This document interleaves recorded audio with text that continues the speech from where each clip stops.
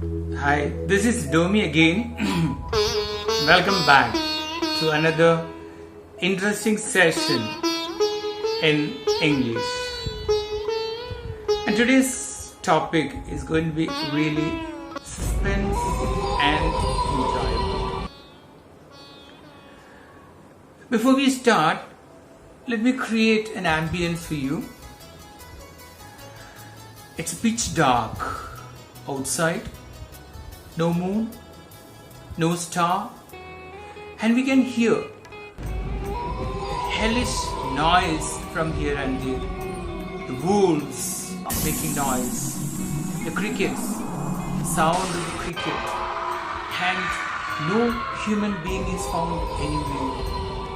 And outside we see the woods, the forest, and the deep, dark valleys.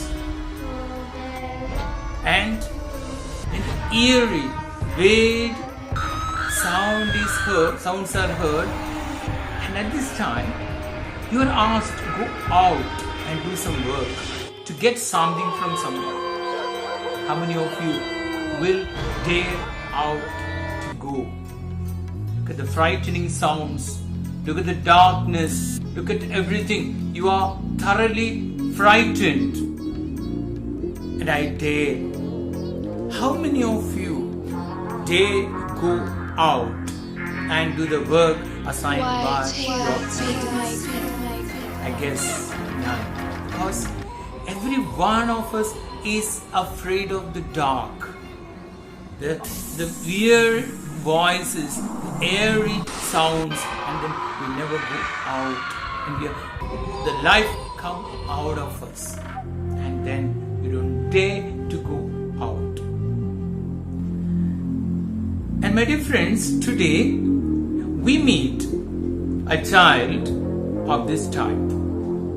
A child sits with his father in the evening outside near the woods and the deep dark valleys, and he hears number of eerie, vague, strange sounds, and he's shaken to the soul, and he's afraid, and he asks a number of questions to his father, and his father, as usual, tries to pacify him, giving number of excuses, but the child is totally not at all satisfied with the answer. And the topic today we deal with is an interesting poem called Night Voices. And it's a creepy poem. And people try to give a number of explanations to it, but at times many of them look not okay.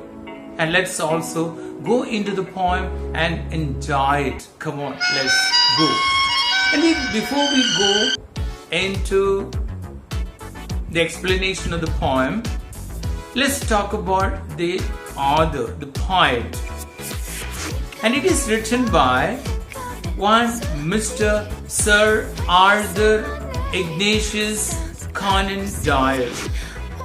And he's a world famous British writer. And he has written more than 60 short stories, a number of novels, and number of poems. And his world famous character he created is Sherlock Holmes, a famous detective. And he was so popular that he wrote number of stories, detective stories on him, and the following was so much, such a demand for his stories from the publishers and readers. He wrote and wrote, and he was fed up.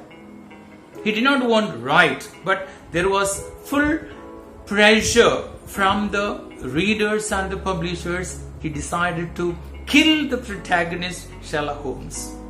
And in one story he actually kills him, but he got such an uproar from the audience, from the readers and publishers, he had to recreate him telling that he actually did not die in the previous incident, and he continued. And then comes the most famous story of Sherlock Holmes, The Hound of Baskerville.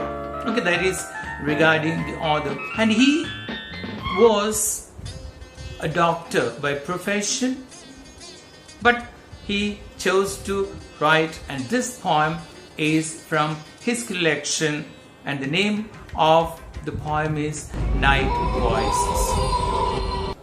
And I'm going to display the poem on the screen. At the same time, I'm going to read it. I'll read once the whole poem, and then I will explain stanza by stanza, and then please listen and follow what is displayed on the screen. Night Voices.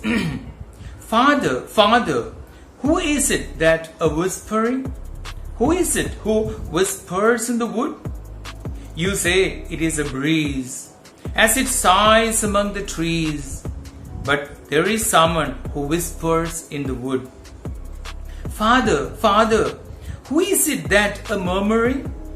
Who is it who murmurs in the night?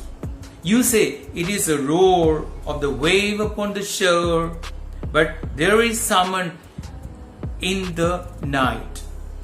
Father, Father, who is it that laughs at us?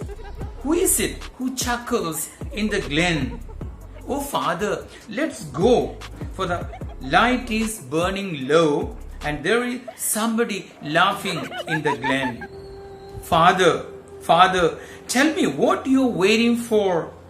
Tell me why your eyes are on the door. It is dark and it is late, but you sit stiff and straight, ever staring, ever smiling at the door. Okay, this is a poem, beautifully written. We'll explain to the rhyming pattern and other things later. Now let me go into each stanza and explain. Now I'll be displaying each stanza on the screen. You follow it up. At the same time, I'll be explaining it. Now look at the poem. First stanza says, Father, Father, who is it that a whispering? Father, please tell me. I'm afraid. I'm frightened to the core. We are sitting outside the house. It is evening. It is dark. Please tell me. I can hear someone whispering somewhere in the wood. What is meant by whispering? Whispering is nothing but the low voice, or speaking in a very low voice is called whispering. And there is someone whispering in the wood. What is wood here? Wood does not mean the material. Wood here means a small dark forest.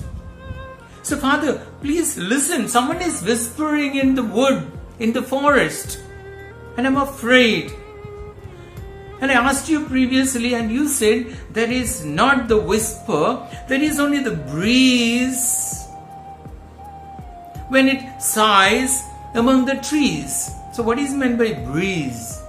Breeze is nothing but a gentle wind which blows quietly. And it sighs, it seems. Sigh means? What does it mean by the word sigh? Sigh is a deep breath taken. So you said that is not a whisper, but it is a sigh of the breeze when it passes through the wood or the trees. But Father, I don't believe what you said. I know you are telling a lie. There is someone whispering in the wood, and I'm afraid, Father. Okay, that is the first stanza. Let's go to the next one. Father, Father, who is it that a murmuring? Who is it who murmurs in the night? You say it is a roar of the wave upon the shore, but there is someone in the night. Father, please listen. You don't understand my situation. I'm afraid. Father, listen. Someone is murmuring. What do you mean by murmuring? Murmuring is nothing but a low, indistinct, continuous talk. Someone is talking there, Father. But it is the night, and in the night someone is murmuring outside there, and we are sitting out, we are in danger. And when I asked you last time, you said it is a roar of the sea at the shore. And you said it is a sound of the sea. The roar. Roar is a big sound made especially by the lion and tiger. And you say that is a sound made by the waves beating against the shore.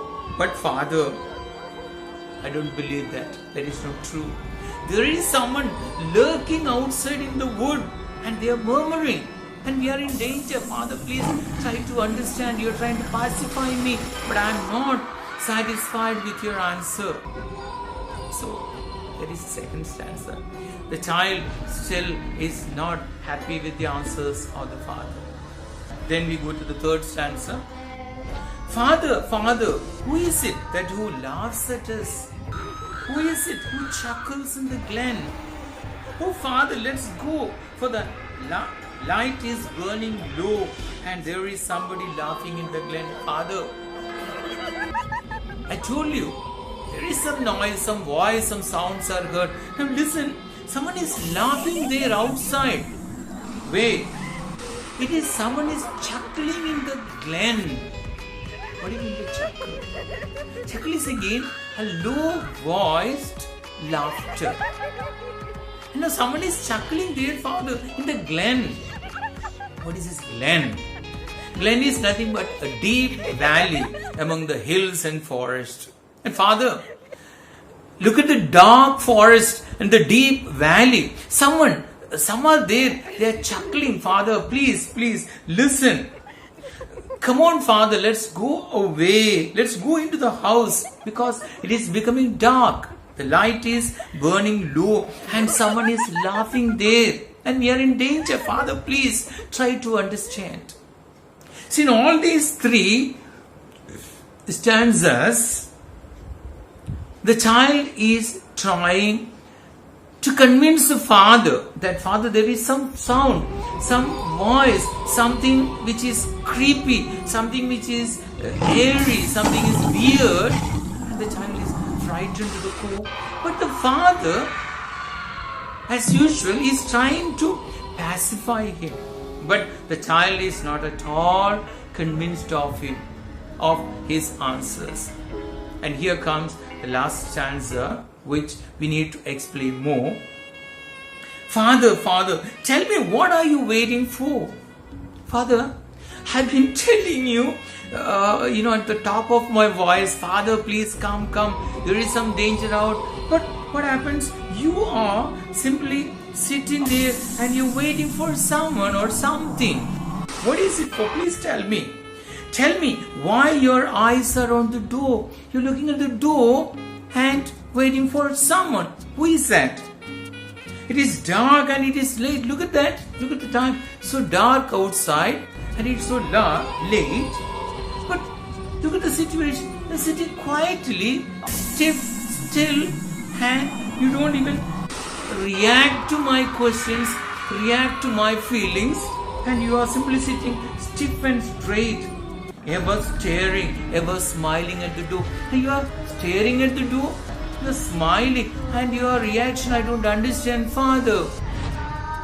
And that's the end of the poem. But then, what is the conclusion? And one thing we have to keep in mind is, Arthur Conan Doyle was a mystical poet in which there is a deep meaning, and many critics have tried to understand or explain what he wanted. So there can be many explanations. Why does he sit quiet? Now, one explanation which I feel is shown in the last line, ever staring, ever smiling. Now, why does he stare and why does he smile? Stare is a deep, long look. Of course, background is a bit of fear when you stare. So, does he also expect something wrong? Is that the meaning of his staring? But at the same time, he was smiling. Where does he smile? I try to interpret it as he wanted to assure his child. He did not want to show his fear, telling the child that nothing is going to be wrong. But at the same time, it looks that he was also frightened, maybe.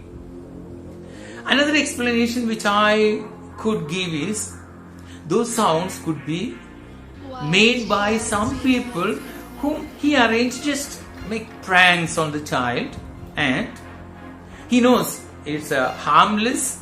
Those are harmless, not at all dangerous. So he's staring so that those people can come back. He's smiling because he knows it is only a prank played on the child. So there are a number of explanations if you go through, we find. But we can make our own conclusions. Now, this is how we can enjoy the poem. I suppose you understood. If you have got any doubts, just go through again and go through the meanings. Now, if you look at the literary devices used, the rhyming pattern.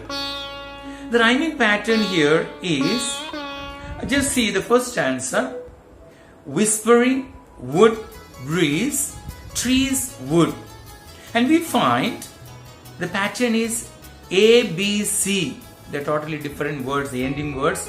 A whispering, wood, breeze. Then again comes C, B. Breeze, trees, wood, wood. First stanza. The second stanza, again same pattern. Wood, a murmuring, night, roar, shower, night. Again, A, B, C, C, B. For example, C, B, roar, shower, third and fourth lines. And second and fifth, they are rhyming. Night, night. Third stanza, same pattern. Us, Glen, go, low, Glen. Let's say third and fourth, they are rhyming. Go, low. Second and fifth, Glen, Glen. Same pattern in the fifth one also. And this is a beautiful poem written by Arthur Conan Doyle. I hope you enjoyed it. Read once more the whole poem.